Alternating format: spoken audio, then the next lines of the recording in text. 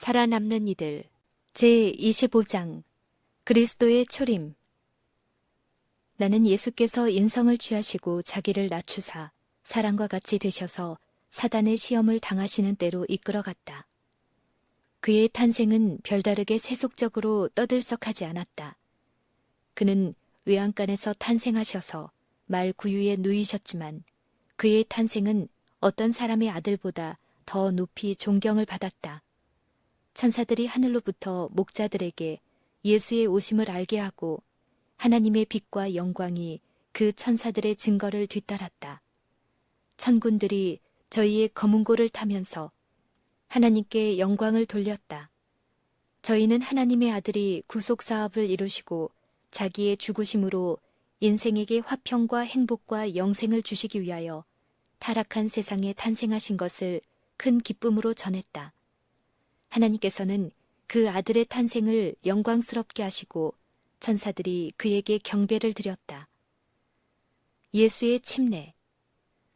하나님의 천사들이 그의 침례를 받으시는 상공을 날고 성령은 비둘기와 같은 형체로 그 위에 임하며 빛으로 두르고 둘러선 무리들은 크게 놀라 그를 주목하고 있을 때 성부의 목소리가 하늘로부터 들려 이는 내 사랑하는 아들이요 내 기뻐하는 자라고 하셨다.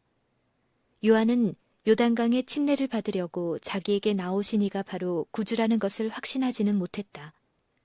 그러나 하나님께서는 그에게 하나님의 어린 양을 알아볼 수 있는 징표를 주시기로 약속하셨다. 그 징표는 예수의 위에 임한 하늘의 비둘기와 그의 둘레에 비친 하나님의 영광을 통해서 나타났다. 요한은 그 손을 펴서 예수를 가리키며 큰 목소리로 보라, 세상 죄를 지고 가는 하나님의 어린 양이로다 라고 외쳤다. 요한의 봉사. 요한은 그의 제자들에게 예수는 약속의 메시아요, 세상의 구주이심을 알려주었다. 그의 일이 거의 끝나갈 때 그는 자기 제자들에게 예수를 우러러 그를 위대한 스승으로 따르도록 지시하였다. 요한의 생애는 비애와 극기의 생애였다. 그는 그리스도의 초림을 전하였으나 그리스도의 이적들과 그를 통해서 나타난 능력을 보지 못하였다. 예수께서 한 스승으로 일을 시작하실 때 요한 자신은 반드시 죽어야 할 것을 알았다. 그의 목소리는 광야 밖에서는 별로 들을 수 없었다. 그의 생애는 외로웠다.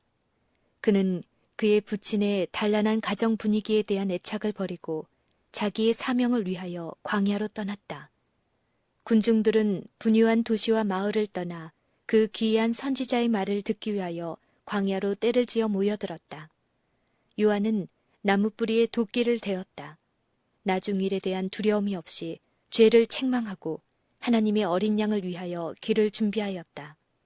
헤롯은 힘있고 날카로운 요한의 증거를 듣자 감동을 받아 깊은 흥미를 가지고 자기가 제자가 되려면 어떻게 하여야 할 것인가를 물었다. 요한은 현재 동생이 살아있는데도 그 동생의 아내와 결혼하려고 하는 사실을 잘 알고 있었기 때문에 그 일이 정당하지 못하다는 것을 헤롯에게 충실하게 간언하였다. 헤롯은 아무런 희생도 원하지 않았다. 그는 자기 동생의 아내와 결혼한 후에 그 아내의 사주를 받아 요한을 잡아 옥에 가두었으나 나중에 그를 놓아줄 심산이었다. 요한은 옥에 갇혀 있는 동안에 그 제자들을 통하여 예수의 위대한 행적에 대한 소문을 들었다. 그가 주의 은혜스러운 말씀을 친히 들을 수는 없었으나 그 제자들이 저희가 들은 것을 그에게 알려주고 그를 위로하였다. 얼마 후에 요한은 헤롯의 아내의 사주로 참수되었다. 나는 예수를 따르고 그의 입으로 하시는 안위의 말씀을 들으며 그의 이적을 본 제자 중 가장 낮은 제자일지라도 침례 요한보다 나은 것을 보았는데 이는 저희가 요한보다 더욱 높임과 공경을 받고 저희 생애에 더 큰 즐거움이 있었기 때문이다. 요한은 엘리야의 심령과 능력으로 예수의 출임을 전파하기 위하여 왔다. 나는 요한이 말세에 엘리야의 심령과 능력으로 나아가 진노의 날과 예수의 재림을 전할 자들의 예표가 되는 것을 보았다. 시험을 당하심. 예수는 요단강에서 침례를 받으신 후에 성령에게 이끌려 마귀에게 시험을 받기 위하여 광야로 가셨다. 성령께서는 그 무서운 시험을 위하여 이미 그를 준비시키셨다. 그는 40일 동안 사단에게 시험을 당하시면서 그 기간에 아무것도 잡수시지 아니하셨다. 그 주위에 있는 모든 것은 모두가 불쾌하여 사람들이 피하는 것들 뿐이었다. 그는 황막하고 쓸쓸한 곳에서 들짐승과 마귀로 더불어 같이 계셨다. 하나님의 아들은 금식과 고통으로 인하여 창백하고 수척해지셨다. 그러나 그의 길은 이미 예정된 것이었고 그는 그가 이루시기 위하여 오신 그 사업을 반드시 성취하여야만 되었다. 사단은 하나님의 아들이 사람과 같이 낮아지셨으므로 그를 굴복시키려고 그의 궁지를 이용하여 어려운 시험으로 그를 공격하였다. 내가 만일 하나님의 아들이어든 이 돌들에게 명하여 떡덩이가 되게 하라는 말로 사단은 그리스도를 유혹하였다. 사단은 예수께서 당신의 신성한 능력을 사용하여 자기가 메시아임을 증명하라고 유혹하였다. 예수께서는 부드럽게 대답하셨다. 기록되었으되 사람이 떡으로만 살 것이 아니요 하나님의 입으로 나오는 모든 말씀으로 살 것이라 하였느니라. 사단은 예수와 더불어 그가 하나님의 아들이신가에 대해 변론하려고 하였다. 그는 주의 연약하고 고통당하는 상태를 지적하면서 자기가 예수보다 더 강하다고 거만스럽게 주장하였다. 그러나 하늘로부터 들린 너는 내 사랑하는 아들이라 내가 너를 기뻐하노라는 말씀은 예수를 그 모든 고난에서 견디게 하기에 넉넉하였다. 나는 그리스도께서 사단에게 자기의 능력이나 또는 자기가 세상의 구주가 되신 것을 납득시킬 아무런 필요도 없는 것을 보았다. 사단은 하나님의 아들의 높은 지위와 권세에 대한 충분한 증거를 가지고 있었다. 그는 그리스도의 권세에 복종하려고 하지 않았기 때문에 하늘에서 쫓겨났다. 사단은 자기의 능력을 과시하기 위하여 예수를 예루살렘으로 데리고 가서 성전 꼭대기에 세우고 그 높은 곳에서 뛰어내림으로 당신이 하나님의 아들이신 것을 증거하라고 유혹하였다. 사단은 그에게 기록하였으되 하나님이 너를 위하여 그 사자들을 명하사 너를 지키게 하시리라 하였고 또한 저희가 손으로 너를 받들어 네 발이 돌에 부딪히지 않게 하시리라. 한 영감의 기록을 가지고 왔다. 예수께서는 주 너희 하나님을 시험치 말라 라고 응수하셨다. 사단은 예수께서 그의 아버지의 자비를 외람되게 이용하여 그의 사명을 성취하시기 전에 그 생명을 건 모험을 하기를 바랬다. 그는 구원의 계획이 실패되기를 원했으나 그 계획은 너무도 든든하여 전복되거나 망쳐질 수 없는 것이었다. 그리스도는 모든 그리스도인의 모본이시다. 저희가 유혹을 받거나 저희의 권리에 대한 다툼이 있을 때 그것을 잘 참아내야 할 것이다. 저희는 그 일을 통하여 하나님께서 직접적으로 존경과 영광을 받으시게 되는 것이 아니라면 원수에게서 승리를 얻기 위하여 주님께 그 권능을 나타내 보이시도록 청할 권리가 있는 줄로 생각지 말 것이다.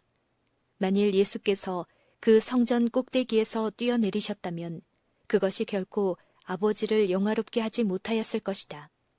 그것을 볼 자는 오직 사단과 하나님의 천사들밖에는 없었기 때문이다. 또한 그의 능력을 대적에게 보이는 것은 여호와를 시험하는 것이 되었을 것이요 예수께서 이기기 위하여 오신 그 원수에게 머리를 숙이는 일이 되었을 것이다.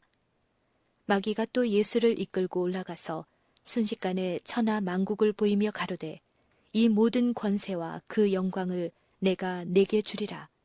이것은 내게 넘겨준 것이므로 나의 원하는 자에게 주노라. 그러므로 네가 만일 내게 절하면 다 네 것이 되리라. 예수께서 대답하여 가라사대 기록하기를 주 너희 하나님께 경배하고 다만 그를 섬기라 하였느니라. 사단은 천하 만국을 가장 매혹적으로 예수 앞에 나타내 보였다. 만일 예수께서 자기에게 경배만 하면 세상에 대한 소유권을 양도하겠노라고 제의하였다. 만일 구원의 계획이 실현되어 예수께서 사람의 구원을 위하여 죽으신다면 자기의 권세는 반드시 제한받을 것이며 최후에는 그것을 잃어버리고 자기는 멸망을 당하게 될 것을 사단은 알았다.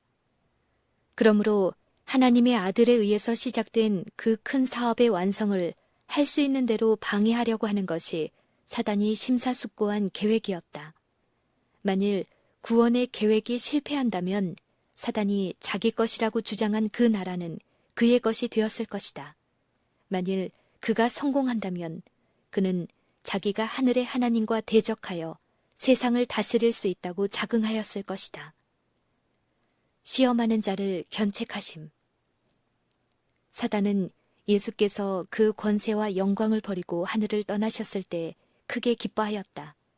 그는 하나님의 아들이 이제는 자기 세력 아래 들었다고 생각하였다.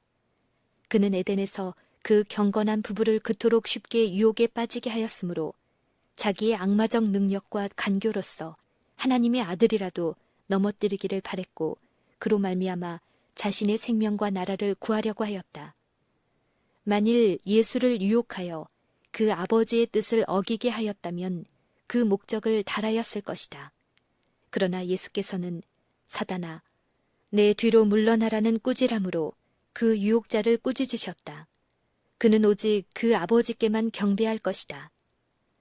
사단은 세상의 나라가 자기의 것이라고 주장하고 예수께서 그 모든 고난을 당하시지 않을 수도 있다고 넌지시 암시하였다.